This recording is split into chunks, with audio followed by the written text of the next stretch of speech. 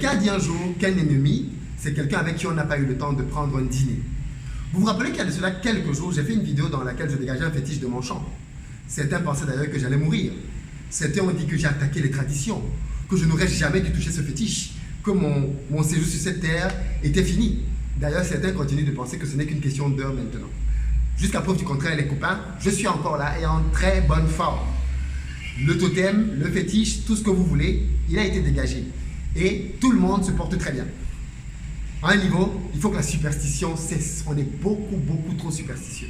Et je pense que c'est clairement l'une des raisons de notre sous-développement, pauvreté ambiante.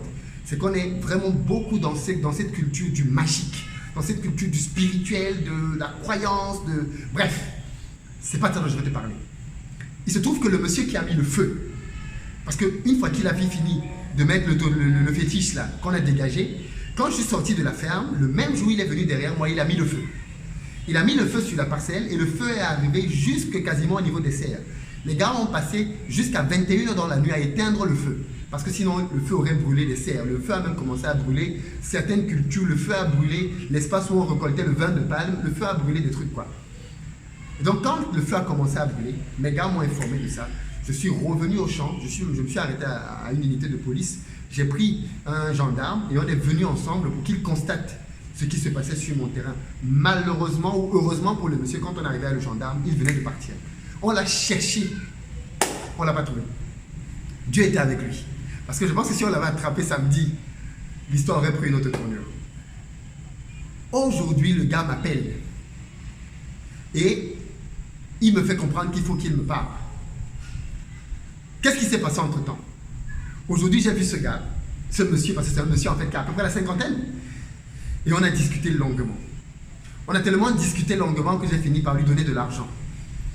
Mais qu'est-ce qui s'est passé pour que hier, le gars qui était mon ennemi, qui était sur le point de brûler toute ma ferme, et que j'étais sur le point d'enfermer, soit aujourd'hui quelqu'un à qui je donne de l'argent, de bon cœur. Ben, il se trouve qu'entre temps, il s'est passé 2-3 trucs. Le premier, c'est que dimanche, donc hier, les gars étaient encore en train d'éteindre le feu partout.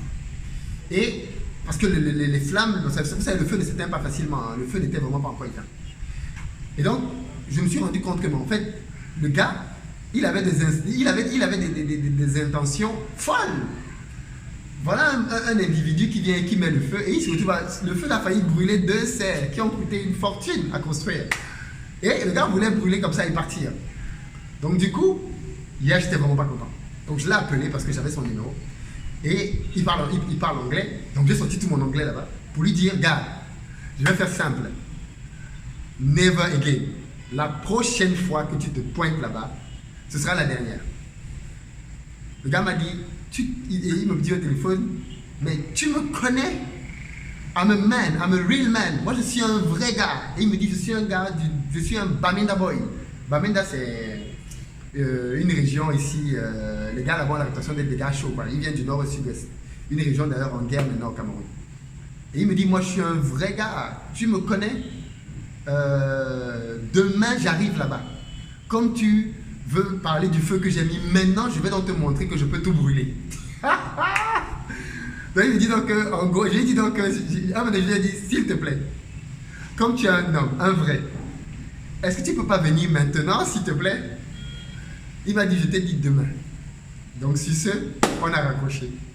J'ai appelé le poste de police en leur disant, demain matin, si ce gars se pointe, je passe au poste et il me faut un agent pour venir constater et le prendre. Parce que clairement, c'est un flagrant délit. On va le trouver en train d'agir. Et là, dans ce cas-là, la police peut le saisir sans même besoin d'une plainte. Donc du coup, entre-temps, on prépare la plainte. Et aujourd'hui, quand j'arrive, enfin, je passe ma journée vers 15h, comme ça, le téléphone sonne. Enfin, un bip, je vois que c'est lui qui me bip. Je me dis, mais pourquoi il me bip? Je le rappelle. Et donc, quand je le rappelle, il m'explique qu'il vient de perdre son frère. Son frère est mort. Là, tout de suite, je lui demande que, mais attends, est-ce que tu ne t'es pas trompé de numéro? Tu m'appelles moi et tu me dis que ton frère est mort. Je suis vraiment désolé pour toi, mais qu'est-ce que tu veux que je fasse de cette information? Il me dit, je n'ai pas d'argent et j'ai vraiment besoin d'aide. Et aujourd'hui, tu es la seule personne qui, je pense, peut m'aider. Lui, il dit que maman, et tout ça c'est en anglais, hein. Je lui ai dit que mais c'est pas toi qui voulais brûler tout mon champ hier. Et aujourd'hui, tu dis que tu as besoin d'argent. Mais appelle ton patron. Puisque tu as un boss. Appelle ton boss. Appelle le docteur. Il me dit, le docteur ne m'aide pas. Et vraiment, si tu ne m'aides pas, je ne peux plus rien du tout. Et là, sur le coup, je me dis, waouh, c'est chaud quand même. Je lui donne rendez-vous pas loin du bureau, à un endroit où je sais que bon, il ne va pas voir le bureau parce qu'il peut venir s'il brûle tout. Donc, je lui donne rendez-vous pas loin du bureau, à un endroit où je me dis, bon, je peux le voir là-bas, et on discute. Et à l'heure convenue, il débarque et il m'appelle. Donc, du coup, j'y vais. Bon, je vais pas seul, je prends un collaborateur parce qu'on ne sait jamais, tu vois. Le gars, peut-être qu'il est venu là-bas avec un couteau, il machette et le feu, il veut m'immoler dans la rue. Donc, je me dis, bon, s'il veut m'immoler, il faut au moins qu'il y ait un témoin, il faut quelqu'un qui peut intervenir. Donc, du coup, on y va. Et je rencontre le monsieur, je découvre que c'est un monsieur en fait qui a peut-être début de cinquantaine, mais il avait l'air brisé, abattu. Je lui demande qu'est-ce qui ne va pas. Il me raconte donc pour son frère. Comment est-ce que son frère de 28 ans, jeune, s'est fait tirer une balle. Alors je rappelle que la zone nord-ouest, sud-ouest du Cameroun est une zone endeuillée, une zone en guerre, et que son frère a été victime en gros des affres de la guerre. J'étais vraiment très touché parce qu'il semblait dire la vérité. Je lui ai dit, bon, qu'est-ce qui me prouve un peu que tu n'es pas en train de me mentir? On est au Cameroun, on se connaît. Tu peux me raconter des histoires maintenant? Il me dit donc que franchement, s'il fallait même qu'il mente, il n'est pas menti sur la mort de son petit frère. Qu'il est vraiment bloqué et il va aller aujourd'hui pour... il doit voyager cette nuit pour aller enterrer son frère. Parce que son frère a été mis à la morgue et ils n'ont pas les moyens de payer la morgue. Donc vraiment, sa famille s'est mobilisée, il n'y a personne. Je lui ai dit, mais pourquoi tu n'as pas appelé donc ton boss? Tu travailles pour le docteur. Le docteur, il a quand même... C'est un boss ici. Il a une grosse clinique dans l'un des quartiers les plus chics de la ville. C'est un gars qui est milliardaire. Il me dit, malheureusement, je ne peux pas compter sur le docteur. Je lui ai dit que mon frère était mort. Et tout ce que le docteur m'a dit, c'est mes condoléances. Là, ça m'a fait mal quand même. Ça m'a vraiment fait mal. Vous voyez le côté un peu inhumain. Un mec qui est milliardaire, multimilliardaire même. Et voilà un gars qui se bat pour un champ qui est supposé lui appartenir, au point même de risquer sa vie, parce que clairement, avec la police, si on l'avait pris, ça allait vraiment mal se passer pour lui. Et voilà un gars, parce que si on le prenait, qu'on le mettait au poste, c'est pas le docteur qui allait venir le faire sortir de là, quoi. Et voilà donc un gars comme ça qui se bat, et le docteur, quand il perd quelqu'un, lui dit mes condoléances. Bon, après une fois de plus, ses aversions des faits. Donc je discute avec lui et je lui demande, donc bon maintenant, je veux peut-être comprendre. Qu'est-ce qui se passe au champ? Pourquoi tu viens et tu brûles des trucs? Pourquoi est-ce que tu viens et tu intimides les gars avec ta machette? Tu veux vraiment connaître des problèmes? Il me dit honnêtement, je ne veux ni mourir, ni aller en prison, ni avoir de problèmes. Je suis un homme marié, j'ai des enfants, et la dernière chose dont j'ai besoin, c'est de mourir stupidement pour un terrain comme celui-là. Je lui dis pourquoi? Il me dit, je lui dis, mais en plus, qu'est-ce qui se passe avec le docteur? Pourquoi est-ce qu'il vient réclamer ce terrain alors que manifestement le terrain ne lui appartient pas? Et là, il me dit donc en fait, en réalité, le terrain n'appartient même pas au docteur. Le docteur, c'est juste un prête-nom. Quand j'ai découvert cette forêt-là et que j'ai commencé à travailler dedans, j'ai pris tout ce que j'avais pour pouvoir investir là-dessus. Mais comme je n'avais pas d'argent pour le titrer, je suis allé voir ce docteur pour qu'il me serve de prête-nom et il s'est engagé à titrer cet espace. Et avec ce titre-là, me concéder une partie. Et on se partageait le terrain. Mais en fait, le terrain n'est pas pour le docteur. S'il y a quelqu'un qui revendique cet espace de terre, c'est moi. Mais c'est vrai que depuis que je me suis mis là, j'ai toujours eu des gens de cette famille notamment qui sont venus contester ma légitimité à cet espace-là. Donc je suis très embarrassé parce que c'est aujourd'hui le seul bien qui me reste. Je lui dis, mais je peux te comprendre et je comprends beaucoup mieux maintenant ton engagement, ton acharnement et ta motivation à te battre jusqu'au bout. Mais cet espace de terre aujourd'hui, il appartient à cette famille. Les chefs sont venus, ils ont reconnu que cet espace de terre était pour eux. Comment je fais? Moi, j'ai payé le terrain chez eux et je ne peux pas payer un terrain 2 fois.